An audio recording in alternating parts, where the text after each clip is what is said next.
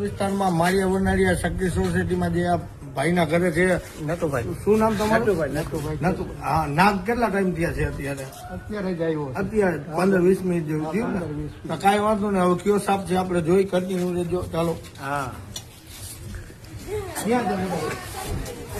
આવતો રહ્યો કેમેરામેન. આ જો એ આપણે ઇન્ડિયન સ્પેક્ટિકલ કોબરા છે, જે નાગ નાગણી કઈ નહીં કે જોઈ લ્યો છે ને. ઇન્ડિયન સ્પેક્ટિકલ કોબરા સાપ કહેવાય આ.